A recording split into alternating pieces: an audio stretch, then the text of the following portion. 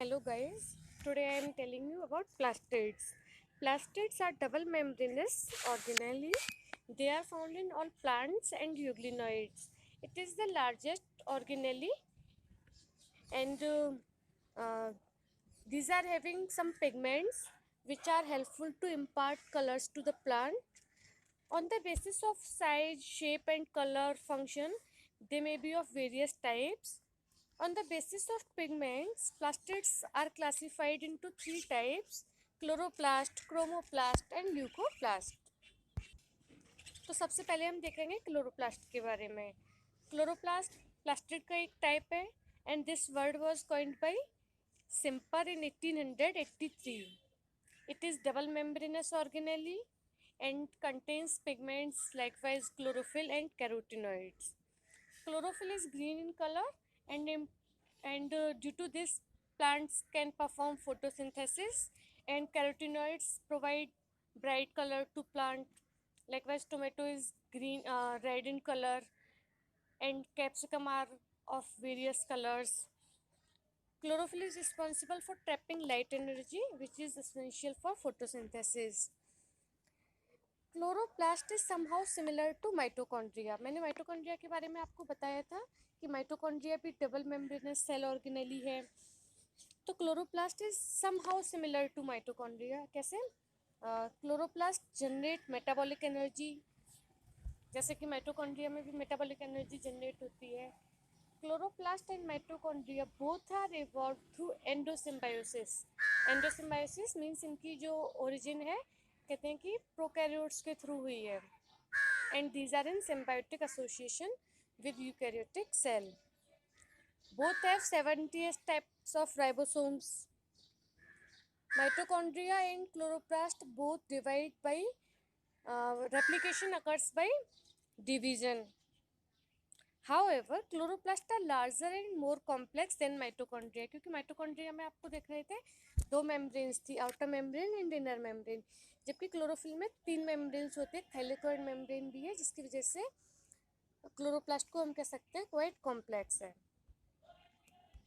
Shape, size and distribution of chloroplast may vary in different cells within a species.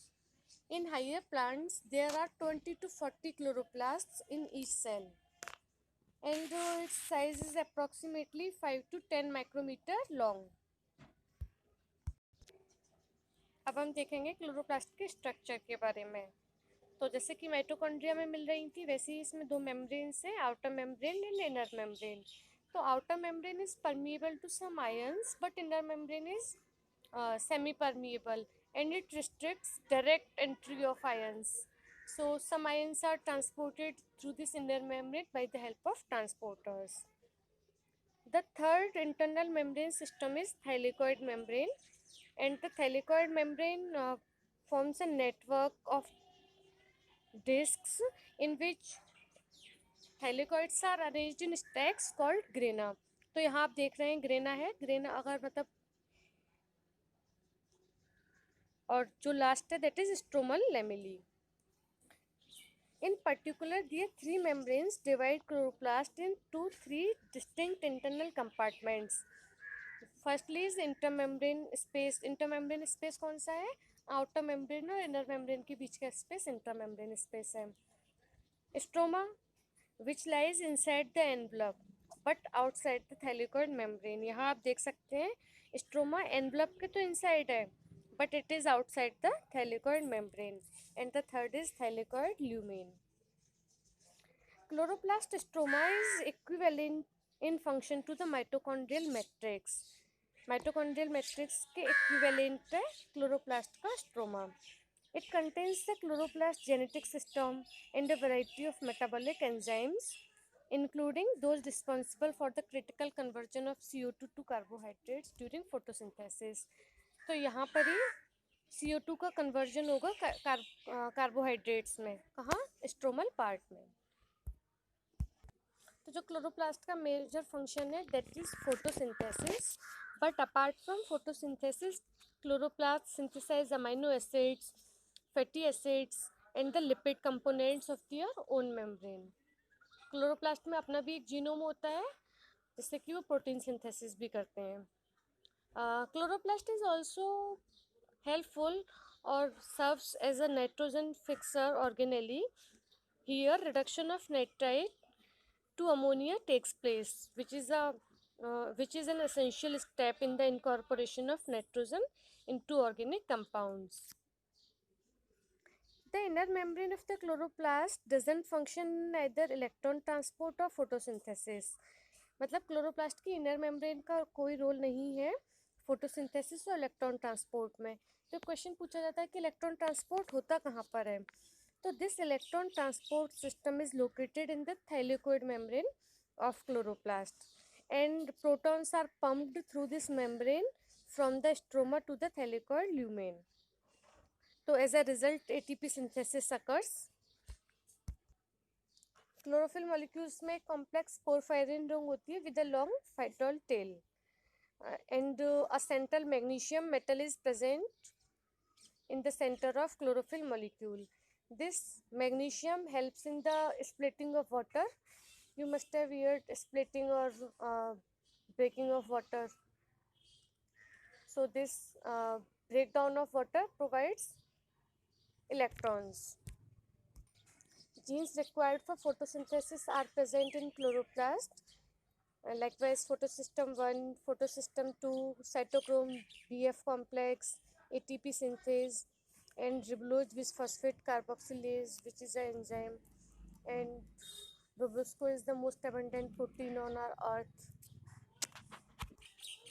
So chlorophyll molecules are present in plants and in some algae.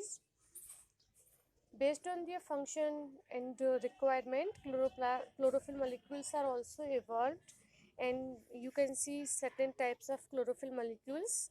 Likewise, chlorophyll A, chlorophyll B, chlorophyll C, chlorophyll D, and chlorophyll E. So formula of chlorophyll A, B, C, D is known, but chlorophyll E formula is still not known. तो यहाँ आप लोग देख लीजिएगा chlorophyll A का formula है C55H72O5N4Mg. ज़्यादा structure में डिफरेंस नहीं है, बस थोड़ा सा ये कार्बन और हाइड्रोजन के मॉलिक्यूल्स के नंबर पर. क्लोरोफिल ए क्या है?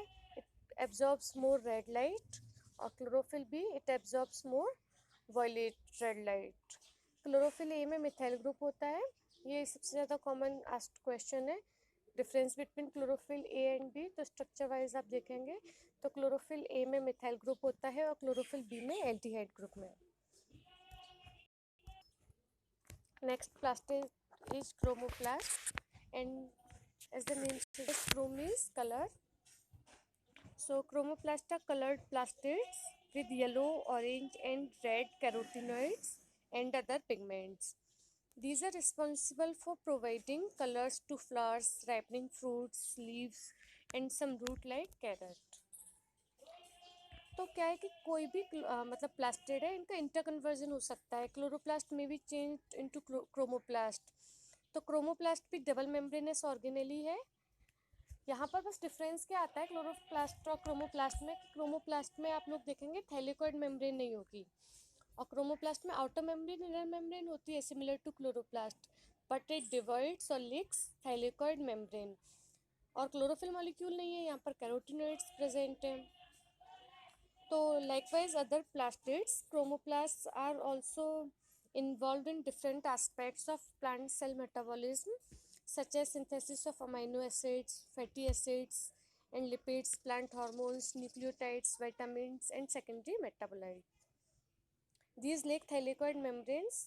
तो यहाँ क्लोरोप्लास्ट क्या है कि जैसे इनिशियल स्टेज में आप देखते हैं टोमेटो ग्रीन होता है कलर में, because it is having chloroplast. लेकिन राइपनिंग के टाइम क्लोरोप्लास्ट क्या है, राइपनिंग के टाइम पे टोमेटो को आप देखेंगे रेड होता है. At this stage chloroplast converts into chromoplast. तो क्या है कि थैलेकॉइड मेम्ब्रेन है, उसका ब्रेकडाउन हो जाता है, क्लोरोफिल का ब्रेकडाउन हो जाता है, और कैरोटिनॉइड्स का सिंथेसिस. तो eventually chloroplast can changes into chromoplast by the breakdown of thylakoid membrane and chlorophyll molecule and with the synthesis of carotenoid pigments. Next plastid is leucoplast. It is colorless plastid and non-photosynthetic. Non-photosynthetic क्यों है? क्योंकि यहाँ पर भी chlorophyll molecule नहीं है। Thylakoid membrane नहीं है, क्लोरोफिल मॉलिक्यूल नहीं है, and they store nutrients and a variety of energy sources in their non-photosynthetic tissues. Leucoplasts are classified into three types: amyloplast and eleoplast and proteinoplast or aleuroplast. So amyloplasts are helpful in storing starch.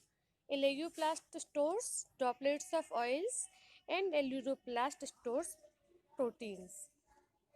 All plastids including chloroplast develop from proplastids.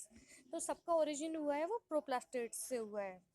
Proplastid then develop into the various types of mature plastids according to the needs of differentiated cells.